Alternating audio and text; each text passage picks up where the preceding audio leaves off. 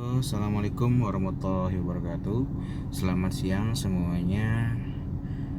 Pada mahasiswa semester 3, baik yang kelas A maupun kelas B di mata kuliah Manajemen Keuangan 1. Bagaimana kabarnya semuanya? Tentu semuanya semoga sehat selalu. Dan pada semester ini, pada perkuliahan daring ini, dikarenakan adanya COVID-19, dan mudah-mudahan Desember sudah berakhir PSBB-nya ataupun penyakit COVID-19 ini sudah tidak ada di muka bumi ini. Dan saya sarankan pada masa zaman sekarang di COVID-19 ini, jangan sampai kalian berkumpul di kerumunan massa atau melakukan kegiatan di keramaian yang bisa terjangkitnya COVID-19. Banyak sekali korban-korban yang terkena COVID-19 ini. Jangan sampai kita remehkan walaupun sekecil apapun.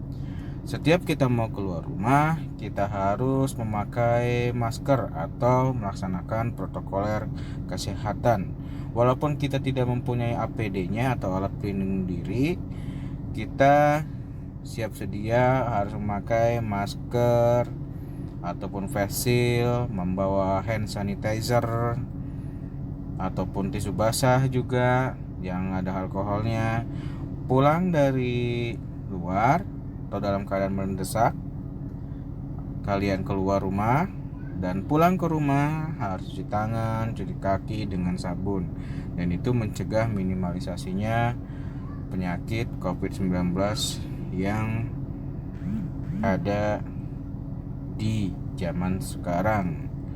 Dan jangan lupa, apabila kalian keluar rumah dan masuk lagi ke dalam rumah, kalian harus ganti bajunya semua, ganti pakaiannya.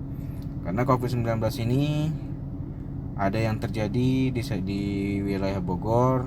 COVID-19 penyakit tersebut nempel di baju dan terkena anak-anaknya, maka anak-anaknya yang kena sedangkan orang tuanya tidak kena. Itu adalah saran dari saya. Kita mulai saja pada hari ini tentang materi analisis DuPont, Common Sense, dan Indeks. Untuk pertemuan atau pembahasan indeks, analisis indeks di pertemuan kelima, dan untuk pertemuan keempat ini kita bahas insya Allah analisis Common Sense dan DuPont. Analisis Common Sense adalah analisis dengan pembacaan data-data keuangan untuk beberapa periode atau untuk mencari tren-tren tertentu.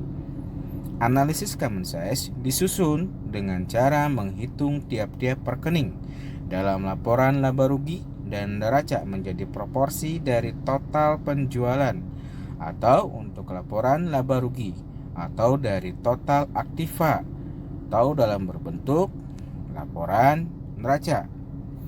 Analisis Common Sense, perusahaan dianalisa dengan melihat tren yang muncul. Analisis Common Sense perusahaan selanjutnya dibandingkan dengan analisis Common Sense industri untuk melihat kekuatan dan kelemahan perusahaan.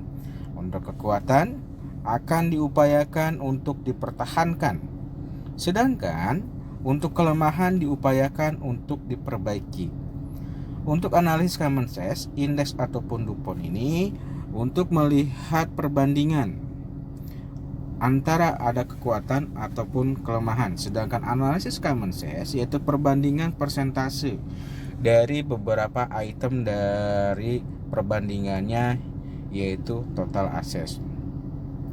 Common Sense balance sheet atau disebutnya laporan neraca sering pula dapat dilakukan dengan menggunakan total aktiva untuk menstandarkan jumlah elemen neraca 100% total assets. Jadi pembandingnya yaitu 100% total assets, diambil item total assets, di mana total assets sendiri terdiri dari ases lancar, ases tetap atau aktiva lancar ataupun aktiva tetap. Kita ambil contoh laporan neraca, kita asumsikan PT Sukses per 31 Desember 2010 dan 2011 dalam bentuk ribuan. Di posisi kiri ada akses dan di posisi kanan ada pasifa, dan terdiri dari 2 tahun laporan keuangan 2010 dan 2011. Item akses terdiri dari akses lancar dan akses tetap. Akses lancar ada kas, investasi SB atau surat berharga, piutang dagang, piutang wesel, persediaan, terus total akses lancar. Selanjutnya yaitu akses tetap, ada peralatan, mesin, kendaraan, bangunan, tanah, dan jumlah total akses tetap. Pada akses lancar ada kas. Posisi di tahun 2010 terdapat angka 3000 dikalikan 1000 atau dalam ribuan 3 juta. 2011 3.400. Untuk investasi surat berharga 2010 1000, 2011-nya 1100. Piutang dagang yaitu 8000. 2010, 2011 9.500, piutang wesel 1.500, 2010, 2011-nya 2.000. Persediaan 2010-nya 10.000, 2011-nya 12.500. Totalnya 2010 23.500, 2011 28.500. Jumlah seluruh item aset lancar. Untuk aset tetapnya, peralatan 7.500 pada tahun 2010, 2011-nya 12.000. Mesin 2010 11.000, 2011-nya 11.000, kendaraan 6.000, 2010, 2011-nya 8.500. Bangunan 2010 30.000 dan 2011-nya 30.000. Tanah 20.000 2010, 2011-nya 20.000. Total aset tetapnya 74.500 tahun 2010, 2011-nya 81.500. Keseluruhan total aset baik aset lancar maupun aset tetap jumlahnya 98.000 pada tahun 2010, 2011-nya 110.000. Itu adalah jumlah total asetnya. Sekarang beralih ke pasifa. Pasifa terdiri dari hutang lancar, hutang jangka panjang, dan modal. Hutang lancar terdiri dari hutang dagang 2010 500, 2011-nya 750. Hutang weselnya 2010 7.500, 2011-nya 13.000. Hutang pajak 2.500, 2010, 2011-nya 3.000. Jumlahnya total hutang lancarnya 10.500, 2011-nya 16.750. Hutang jangka panjang, hutang banknya 2010 12.000, 2011-nya 12.000. Hutang obligasi 2010 15.000, 2011 15.000. Totalnya keseluruhan pada tahun 2010 27.000, 2011 27.000. Modalnya modal saham pada tahun 2010 50.000, 2011 50.000. Laba ditahan 10.500 pada tahun 2010, 2011 16.250. Total modal 2010 60.500, 2011 66.500. Total keseluruhan pasifa yaitu 98.000 dan 2011-nya 110.000. Bagaimana kita langkahnya menentukan analisis common sense dengan menggunakan perbandingannya yaitu 100% total akses maupun total pasifa. Kita hitung dulu total aksesnya 100%, di mana 98.000 pada tahun 2010 dikalikan 98.000 hasilnya 100% semua. Total akses 100%, total pasifa 100%. Dan ini hasilnya yaitu yang sudah menjadi analisis common sense. Kita lihat di posisi kiri kas pada tahun 2010 3%, 2011 3% juga. Dari manakah 3%? Pembandingannya yaitu total akses 100%. Dilihat di bawah, paling bawah, total akses 100% 2010-2011 100%. Dari manakah 100%? Sudah saya jelaskan tadi, yaitu total aksesnya pada tahun 2010 98.000, maka dibagi 98.000 juga dikalikan 100, jumlahnya 100%. Sama halnya dengan proses jalan yaitu kas 3% hasilnya 2010 dan juga 2011. Dari manakah? Yaitu dari kita lihat lagi, kembali lagi ke laporan yang tadi. Sebelum kembali ke laporan yang tadi, kita harus mengingat dulu kas 3% 2010 dan 2011-nya 3%. Oke, kita lihat. Kita lihat di sini kas ini adalah 3.000 2010, 2011 3.400. Maka pembandingnya yaitu total asetnya yang paling bawah 98.000 tahun 2010 dan 2011 110.000.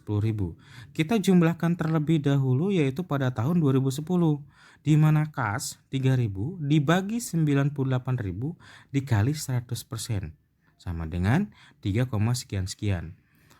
Diambilnya yaitu 2 angka di belakang koma.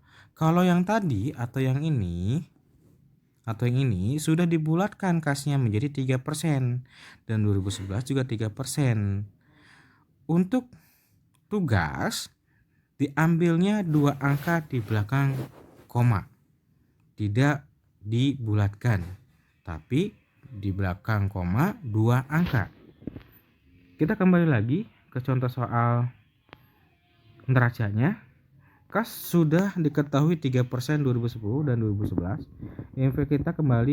Kita lanjut ke investasi surat berharga yaitu 1% 2010, 2011-nya 1%. Kita lihat lagi ke laporan neraca yang sebelumnya yaitu pada tahun 2010 yaitu 1000 dibagi 98.000 dikali 100. 2011 juga sama, 1.100 dibagi 110.000 dikali 100 dan seterusnya hingga akhir item yaitu total aset tetapnya, di mana total aset tetap jumlahnya 74.500 dibagi 98.000 pada tahun 2010, 2011-nya 81.500 dibagi 110.000 dikalikan 100. Kita lihat hasilnya yaitu 76%. Untuk tahun 2010, 2011-nya 74%. Hasilnya harus sama dengan penjumlahan item dari aset tetap tersebut. Apa saja di laporan neraca aset tetap tersebut itemnya, yaitu peralatan, mesin, kendaraan, bangunan, dan tanah. Jumlahnya harus sama walaupun kita menjumlahkan pembandingnya yaitu total asetnya 100%. Jangan sampai kita sudah menghitung pembandingnya tetapi item-itemnya melebihi atau kurang dari seluruh item aset tetap. Sama halnya kita menghitung pasifa. Pasifa juga menghitungnya sama, ambil dari pembandingnya total pasifa ya.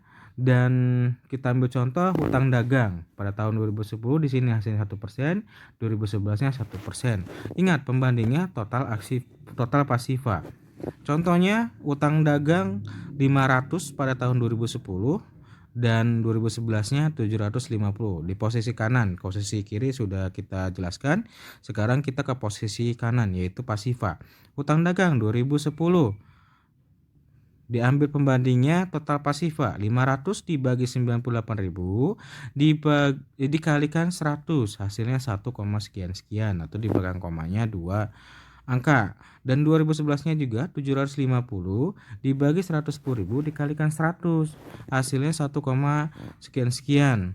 Kalau di PPT ini sudah dibulatkan, namun nanti di tugasnya di belakang koma 2 angka ya.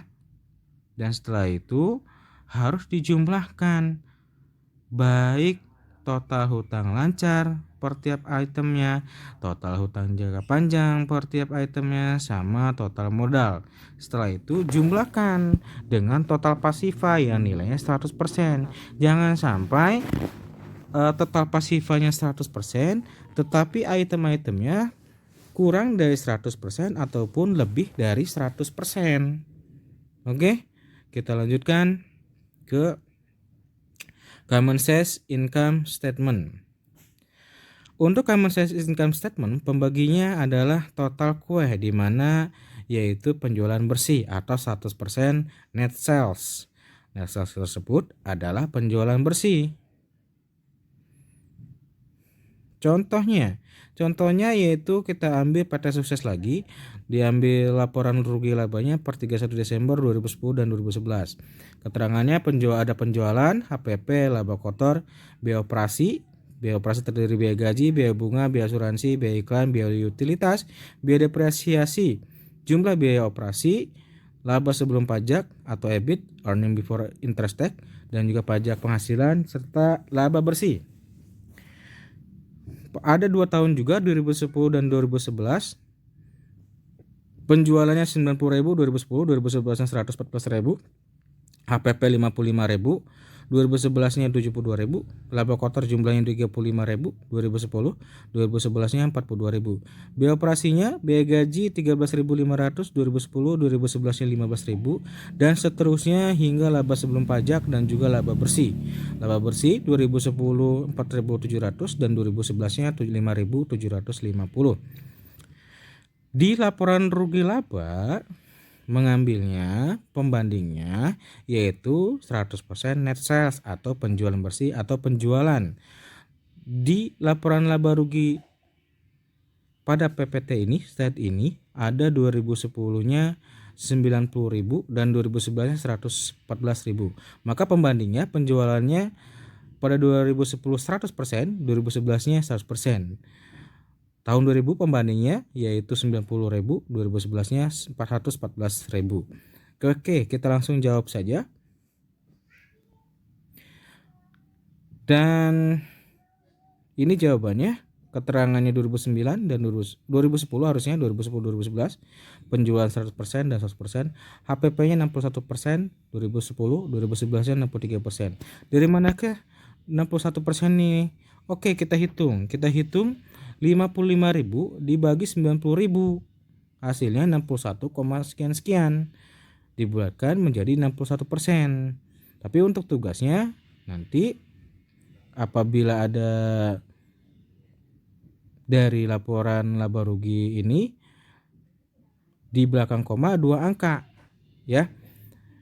Dan 2011-nya 72.000 dibagi 114.000. Hasilnya yaitu 63%. Dan laba kotor juga sama, 35.000 dibagi 90.000, hasilnya 39, sekian. Di sini sudah dibulatkan. 2011-nya 30% dari 42.000 dibagi 72.000. Dan seterusnya, baik biaya gaji atau biaya operasi serta item-item lain hingga laba bersih. Dibaginya penjualan 90.000 terus dikalikan 100%. Hasilnya adalah seperti ini. Ingat, untuk tugasnya di belakang koma adalah 2 angka di belakang koma, jangan dibulatkan. Oke, cukup sekian dan selamat mengerjakan. Untuk latihan soalnya sudah saya kirim di Sepada dan nanti kirim kembali lewat Sepada. Dan saya akan memantau di aplikasi Sepada tersebut siapakah yang mengunjungi, baik materinya, baik pun tugasnya, baik mengirim tugasnya. Terima kasih. Walaupun hanya sebentar. Selamat siang dan selamat mengerjakan. Tetap semangat. Assalamualaikum warahmatullahi wabarakatuh.